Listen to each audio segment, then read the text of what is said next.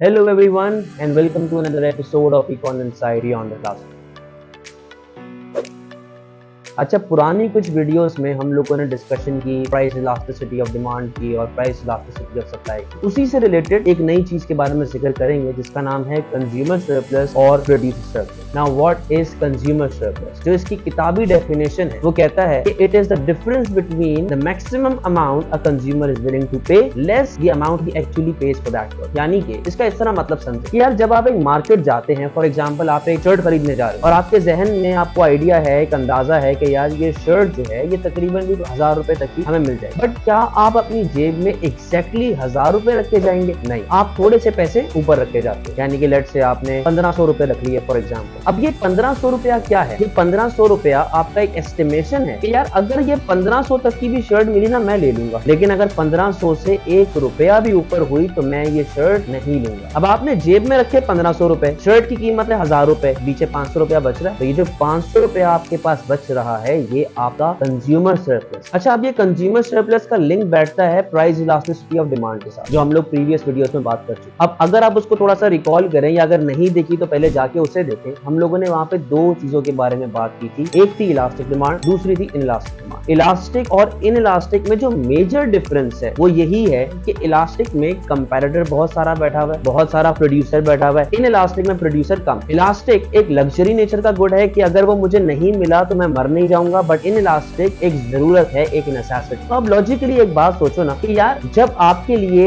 एक चीज ऐसी है जो एक जरूरत है, यानी कि मेडिसिन या फिर रॉ मटेरियल, अगर एक प्रोड्यूसर की बात की जाए तो रॉ मटेरियल जब वो लेता है तो उसके लिए एक नेसेसिटी नेचर का गुड है। जाहिर है अगर रॉ मटेरियल नहीं होगा तो वो चीज कैसे बनाए। यहाँ पर हमारी डिमांड हो जाती है इनइलास्टिक। तो हमें ना चाहते हुए भी ज्यादा सोचना पड़ता है, ज्यादा पैसे अपनी जेब में रखने पड़ते हैं कि यार इतने तक का भी मिला तो मुझे लेना पड़ेगा। क्यों? क्योंकि वो मेरी जरूरत बनी। इसके लिए बेस्ट एग्जांपल बकरा ईद। बकरा ईद पे हमें हमारे मजहब के हिसाब से हम जानवर ज़िबा करते हैं, उसके डिफरेंट मकसद होते हैं। अब यहाँ पर जब हमारे लिए एक चीज फर्ज की गई है खुदा की तरफ से कि आपने जानवर ज़िबा करना है अपनी इस्तात के हिसाब से, तो अब कंज्यूमर जानवर तो खरीदने जाएगा ना, क्योंकि उसको ज़िबा करना है, उसे सुन्नत इब्राहिमी अदा करनी है। तो जब उसके लिए एक नेसेसिटी बन जाएगी कि जानवर खरीदना, उसको ज़िबा करना उसके लिए एक नेसेसिटी बन जाती है, तो यहाँ पर आपको ना चाहते हुए भी थोड़े से पैसे एक्स्ट्रा रखने पड़ते हैं। और जैसे आजकल के हालात है, जितनी महंगाई हो चुकी है, अब 2 लाख में बकरा भी नहीं आता। तो खैर ये चीजें हमारे पास इस तरह चल रही होती हैं जब हम लोग बात कर रहे होते हैं इन इलास्टिक डिमांड का लिंक विद कंज्यूमर।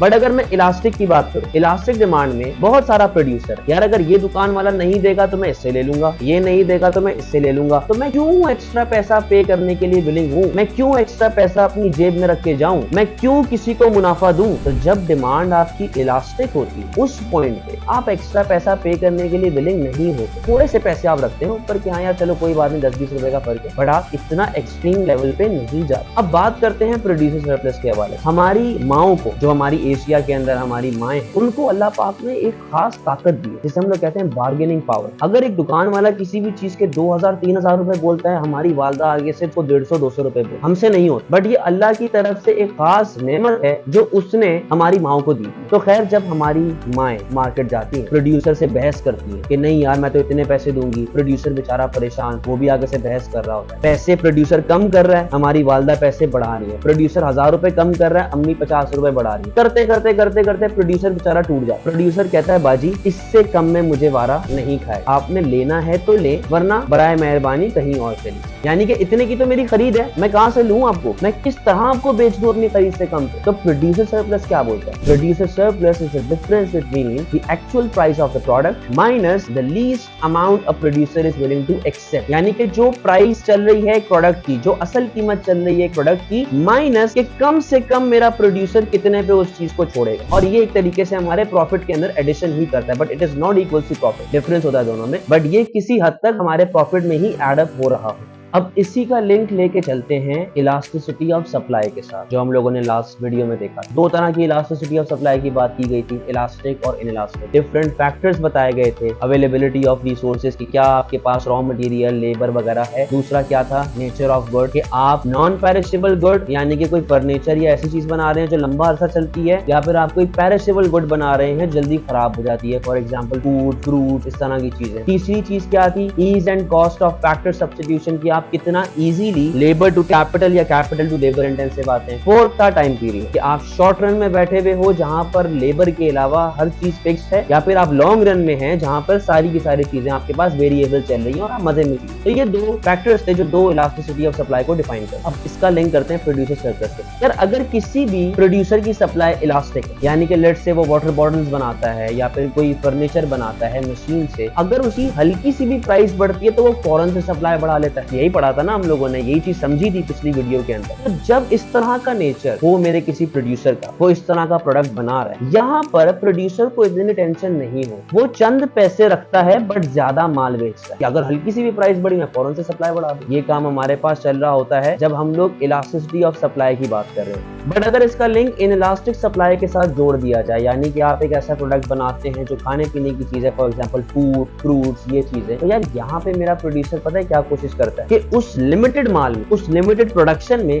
ज्यादा से ज्यादा पैसा कमाने की कोशिश। अब जाहिर सी बात है, अगर मैं कहूँ कि फल है, फल में नेचुरल फैक्टर्स लग रहे होते हैं, बारिश लग रही है, जमीन लग रही है, ट्रैक्टर लग रहे हैं, बहुत चीजें लग रही हैं। तो अब अगर हल्की सी प्राइस में चेंज आता है तो क्या मेरा प्रोड्यूसर उस हिसाब से अपने फल की प्रोडक्शन को चेंज कर सकता है? यानी कि अगर सेब की प्राइस बढ़ी तो क्या वो सप्लाई बढ़ाने की इस्तेताअत रखता है? बिल्कुल भी नहीं, क्योंकि यहाँ पर नेचुरल फैक्टर्स इन्वॉल्व। तो मेरा प्रोड्यूसर कोशिश करता है कि कम से कम माल बेचते हुए ज्यादा से ज्यादा मुनाफा रखने की कोशिश। तो ये इलास्टिसिटी ऑफ सप्लाई और इलास्टिसिटी ऑफ डिमांड, ये पूरा एक साइंस है जो एक प्रोड्यूसर के लिए भी बेनिफिशियल है समझना और एक कंज्यूमर के लिए भी बेनिफिशियल है समझना। So for more informative videos, like, share and subscribe.